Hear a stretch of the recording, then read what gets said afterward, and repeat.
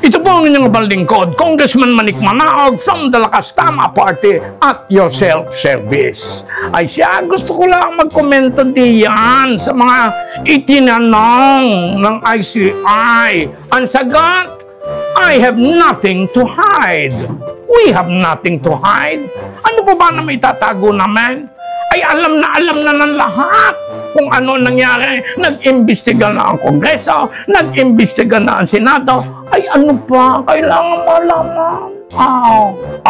Mga naibahagi doon sa ICI.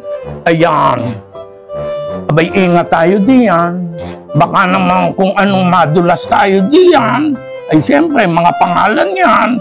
Hindi tayo sigurado sa lahat ng pangalan. Ay ingat kaya, baka kung ano mabuksan pa niya.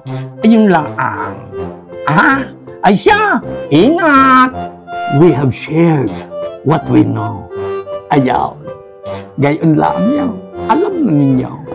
Ay siya mga kabayan, ay di follow and subscribe na lang kayo. Din sa Facebook, YouTube at TikTok, din sa aking Mamay Leo. Maraming salamat po sa inyo.